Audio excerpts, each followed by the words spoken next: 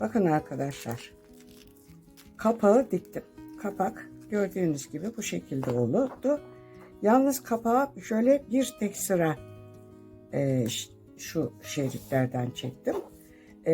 Tabanın üstüne artık bu şeritlerin tamamını bu şekilde böyle yerleştireceğiz.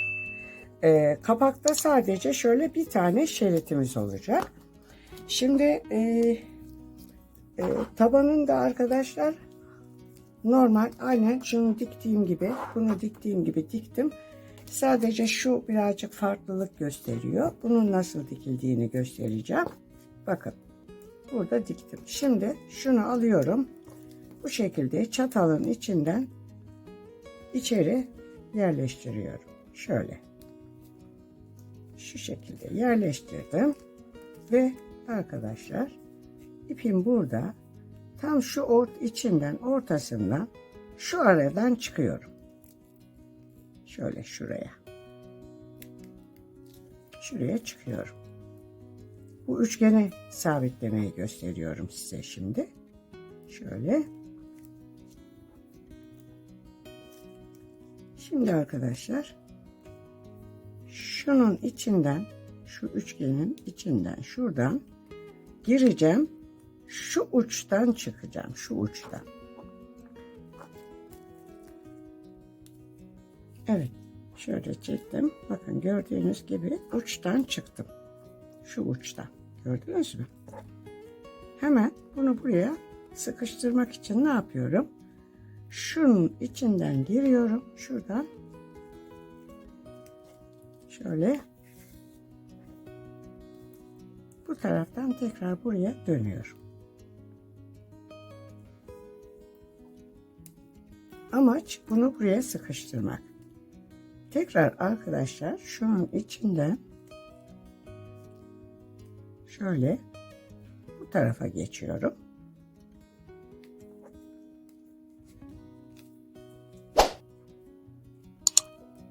Tekrar bunun içinden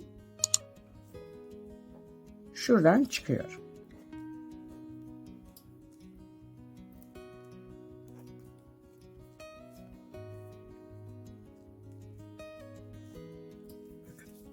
Tabanı da bu şekilde diktikten sonra arkadaşlar bu şeritleri bunlara aynen şunda yaptığım gibi dikeceğim.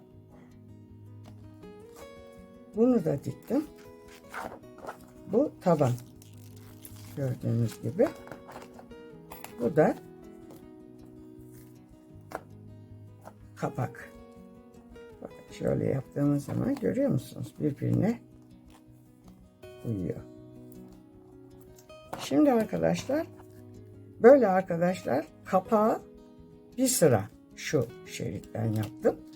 Geri kalan şeritleri de şu tabana yapacağım. Tabana bir sıra şerit yaptım. İkinci sırayı size gösterdikten sonra bırakacağım. Bunu şu şekilde tutuyorum ve buraya tutturacağım. Şuradan giriyorum.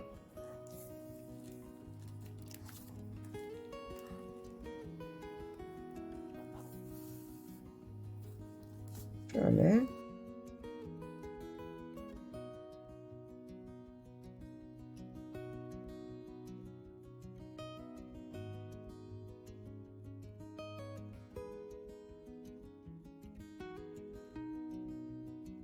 Bu şekilde dikeceğiz.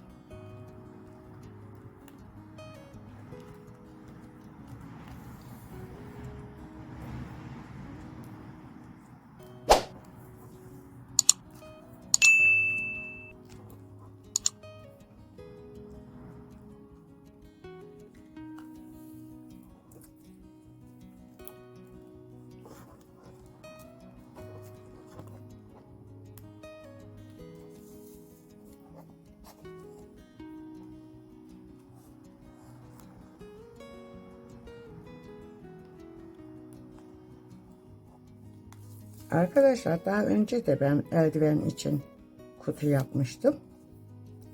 Onu mutfakta kullanıyorum. Bakın size göstereyim. Bakın. Bu şekilde. Şöyle eldivenler var. Bu da eskidi artık. Değiştireceğim.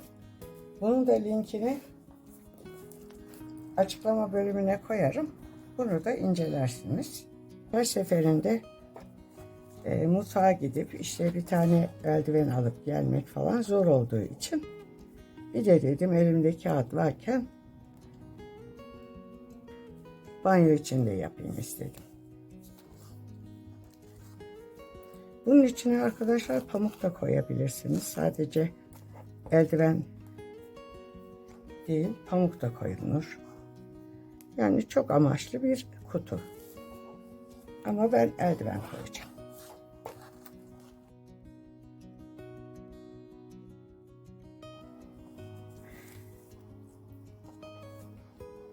Bu şekilde arkadaşlar böyle döndürerek dikeceğiz. Ve şurada şöyle şu vaziyette burada birleştireceğiz. Şurada. 4 sıra şerit diktim. Bir sırada bu kapağı diktim.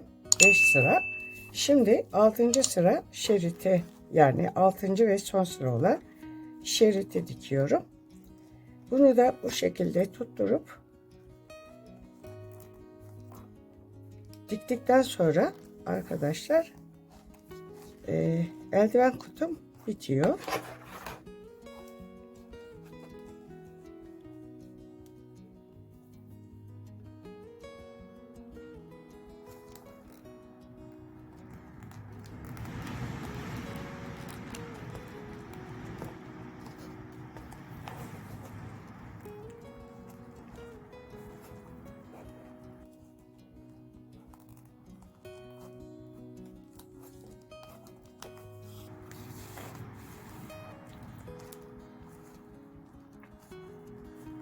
Bu sıra bittikten sonra arkadaşlar şöyle bir düğme yapacağım.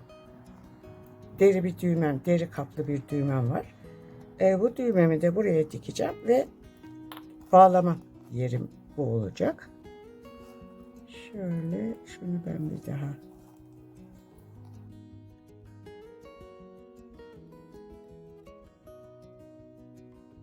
dikerken bakın. Şimdi buradan aşağıya. Evet.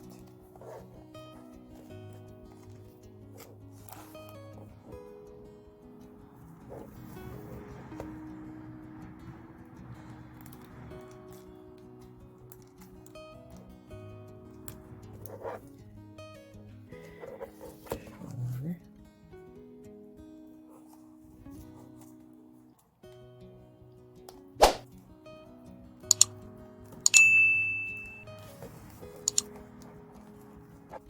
Bunu arkadaşlar böyle komple şöyle dikeceğiz.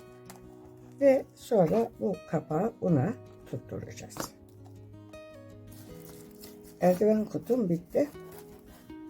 Bu şekilde buraya bir düğme yaptım. Şöyle iple bağlayacağız. eldivenlerim içinde. Şuradan bu bağlama ipimiz arkadaşlar. Şu şekilde şöyle kapatacağız bunu. Şu da duvara asmak için bir yer yaptım buraya da. Bunu da duvara asacağım. Şimdi arkadaşlar eldivenimi bu şekilde şöyle çekip içinden çıkartabileceğim. Dediğim gibi ben bunu banyoma yaptım. Bu şekilde bakın rahatlıkla eldiven çıkıyor.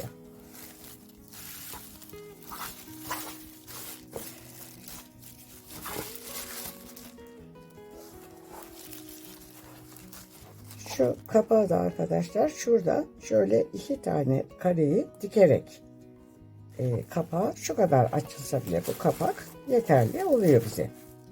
Yani uzun uzadıya fermuar yapmaya falan gerek duymadım. Bu şekilde de işimizi görüyor. Şu şekilde şöyle zaten bu boşaldığı zaman açacağız ve böyle kapatacağız. Evet arkadaşlar.